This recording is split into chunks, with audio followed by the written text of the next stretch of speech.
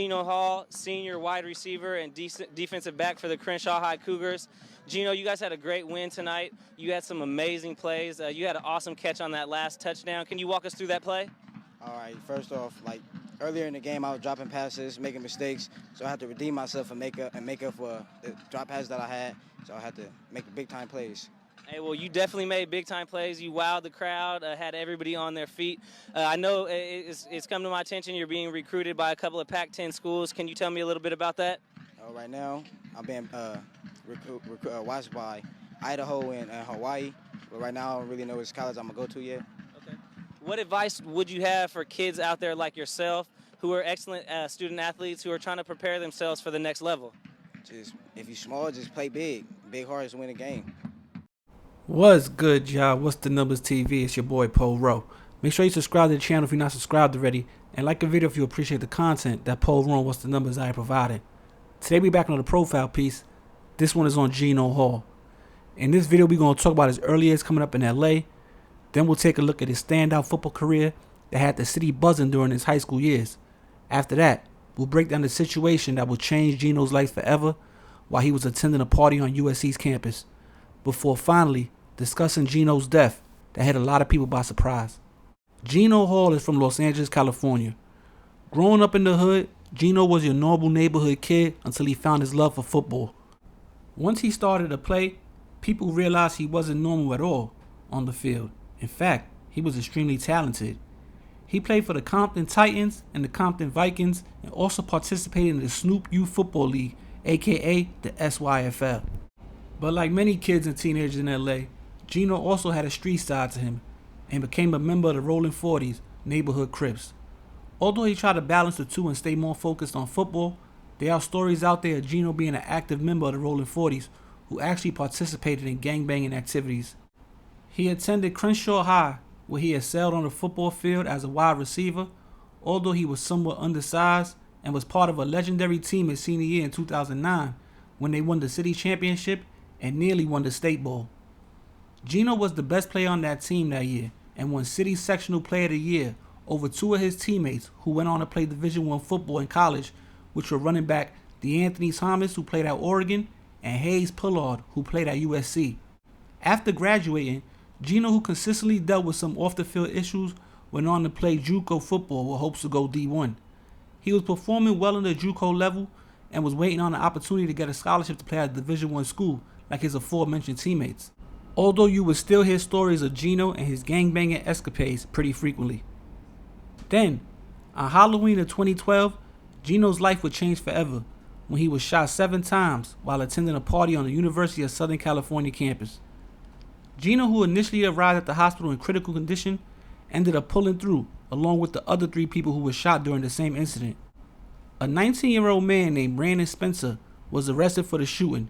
He would end up taking his case to trial, where prosecutors painted a scenario of it being a blood versus Crip gang issue that spilled onto the USC campus when the 2 alleged gang members ran into each other at the party. According to prosecutors, Gino and his Crip gang had shot Brandon, who was alleged to be a member of the Bloods a year earlier. From there, Gino and Brandon had back and forth arguments on social media, which ended up in more gun violence when they seen each other at the party. Brandon would be convicted of the shooting and sentenced to 40 years in the Los Angeles State Prison System. Gino's career was basically over, as he would never be the same on the football field again. Some reports have Gino cooperating against Brandon, which is a no-no in the gang world, but others say it was swept under the rug by Gino's loyal supporters. After recovering, Gino would be back active on social media, posting pics and basically living his life. He was still accepted in his set and by his homeboys, and was basically just trying to get his life in order and on the right track. But then, in July 2021, reports would come out that Gino passed away. No, it wasn't a typical gangbanger's death like him being shot and killed, but instead it came out that Gino died of some type of health condition or health complications. Gino was only 29 years old at the time of his death.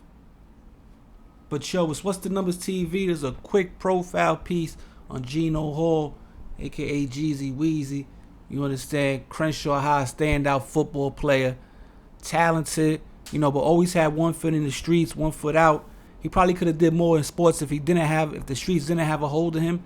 But sometimes coming up in these areas is hard when you're already like on that path and you come outside and it's already a functioning, street underworld going on. It's hard to, step outside, swipe it sometimes and, just stay the course. But if he did, it definitely a big is what if, because if he was able to, he probably could have, went on and played Division I football like his two teammates that he won Player of the Year over. One of them, DeAnthony Thomas, he was Heisman. He was in the Heisman race while he was at Oregon. So maybe Gino could have went and did something, on a bigger scale if he was able to just stay the course. Now, another thing they say that Gino was known to diss his enemy hoods after he scored a touchdown during his high school games. Basically, like he was still he was basically active, and it was showing to people that was watching that he was an active gang member, although he was definitely talented on the football field. Snoop Dogg shouted him out after his death on social media, posted some of his highlights and things like that. There were reports of Gino circling Brandon's, picture in a photo lineup that was given to him by the cops, who were investigating the shooting. But, sometimes people pick and choose on who they call a rat because of a person's popularity or because of personal reasons, or maybe that's just a rumor. I don't know. Maybe some people in the comments could clear that up. But there are stories of him cooperating during that investigation. Now, some people say the shooter got railroaded, being that no one died, but others say he should have knew better than to shoot on a college campus, especially USC, and got what he deserved. They said his name was Bleep or something. I think they say from BPS, something like that. And he got 40 years to do. I think he's up for parole in 15 to 20 years. But, parole's not that common in California. I think it was like 5% to 7%. It used to be 3% that get approved for parole. But I don't know. But he did shoot 4 people and got sentenced to 40 years. Gino Hall was just 29 years old when he passed away. And on that note, man, it's another profile piece. I wanted to do another one that not really out there on YouTube. We like having stories that everybody hasn't done. And this is one on Gino Hall that hasn't been covered yet. So, it's What's the Numbers TV, the only one with it. If you aren't subscribed, make sure you subscribe. You keep coming back to the channel to watch the content. Just hit that subscribe button. Make it easy on all of us. Help us reach our goal. And, you be first up to deck when we drop that fire content, that new content with a lot more on the way, man. Go follow the Instagram, What's the Numbers TV on Instagram. Follow Batty Bills on Instagram. Shout out Federal A. Any business, Poro, What's the Numbers at yahoo.com. You see the numbers going up. We back. Our views is back up. So you need something promoted, get with us. We got great deals going on. But on that note, we out here, man. It's your boy Poro, What's the Numbers TV. I'll be back before you know it. Peace.